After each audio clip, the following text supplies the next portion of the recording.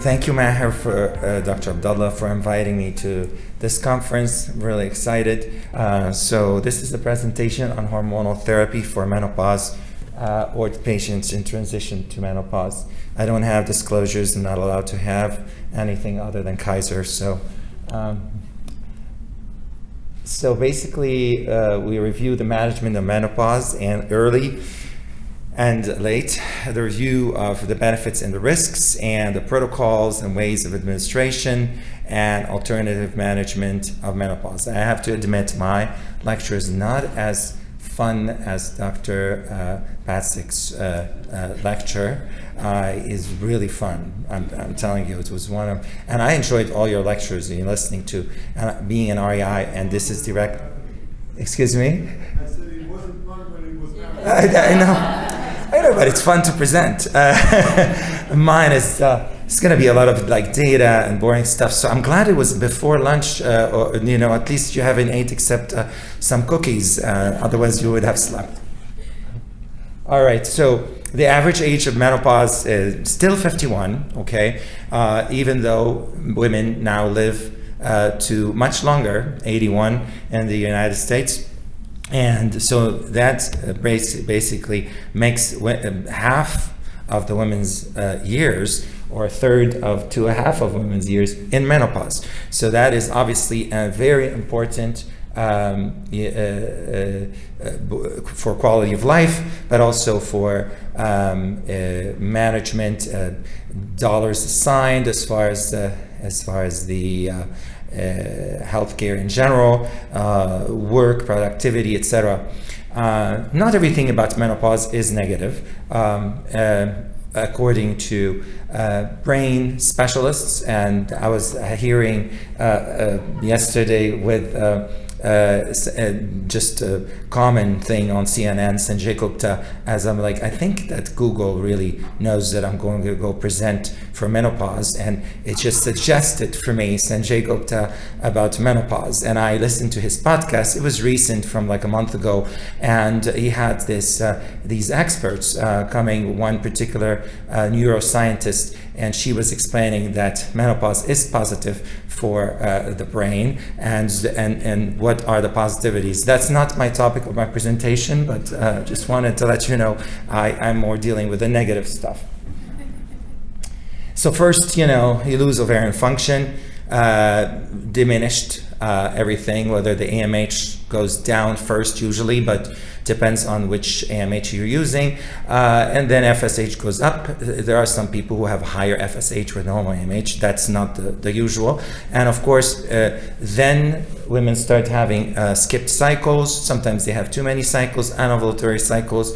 And when the AMH hits 0.2, usually it means that you're going to have menopause in 4 to 5 years. Of course, that is not the case for everyone. Some people have AMH of 0.1 for like 10 years, and they still have a period.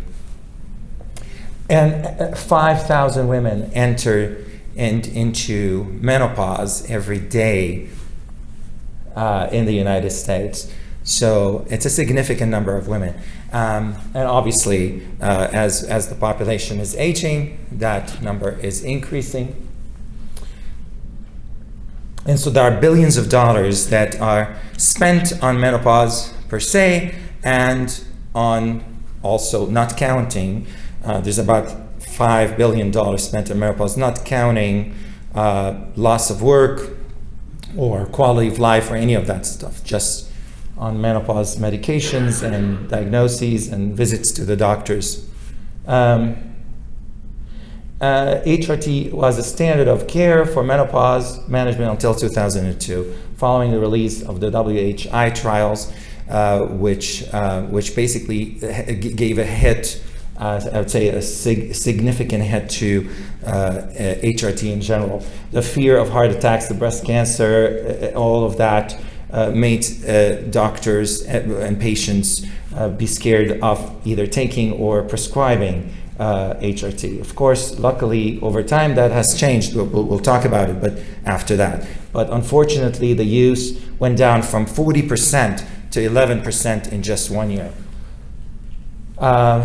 This underutilization led to unnecessary suffering and increased mortality and decreased quality of life, and the fear of HRT among patients themselves due to misunderstanding of the risk-benefit and lack of appropriate education among providers. So basically, based on WHI, the FDA placed a black box warning on all HRT regimens in 2002, and the initial WHI gave bad press, caused a dramatic exodus away from the use of hormonal replacement therapy or hormonal therapy, and the results of this cascade of events of rise in the use of unproven treatment for menopause. Many are not regulated, carrying their own risks, including bioidentical hormones that only a few started being FDA regulated, and even then has a very limited studies of like a few hundred patients versus thousands of patients that were studied. A great disconnect between the evidence of beliefs among women who are potential candidates for HRT, a generation of clinicians who are inadequately trained, as we said, and pharmacy formulated decisions by insurance plans created substantial financial barriers to treatment as well. So finally, and I'll go through what happened between 2002 and in the mid 2010s and now in 2023. But there has been finally common statements, initially single statements and then common statements from the ACOG, from Endocrine Society, the National American Menopause Society, North American Menopause Society, and 12 other societies. Common statements support the use of hormonal therapy in symptomatic recently menopausal women. And that's the key. We're going to discuss recently menopausal women. When started within 10 years of menopause, hormonal therapy reduces all cause of mortality. That is kind of the punchline, and risks of coronary artery disease, osteoporosis, and dementias. Of course, we have HRC benefits with urogynecology and hot flashes, the dryness, the dyspareunia, and hot flashes. Obviously, estrogen work the best for all of that. The hormone replacement end of the breast and the breast. The relationship has been studied extensively, and there has been, even within the WHI study itself and the follow-up studies that came from it, a lot of different information that has not been taken into consideration by the enough by the press or by a residency program, teaching physicians, for example, the CE only arm, or CE is conjugated equine estrogen, basically Premarin, all right, and MPA is medroxyprogesterone acetate. So the CA only arm was not discontinued early, unlike the other arm, because it was continued because there was no evidence initially that there is any severe breast cancer risks.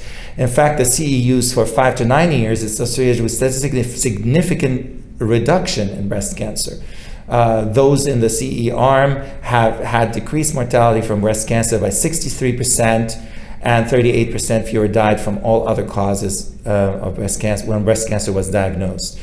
So when examining evidence from European study, which usually use the different, not the CE, not basically other sources of estrogen and estradiol in general, and when they're not using MPA, but rather other sources of progesterone, then of course also there was a vastly different results.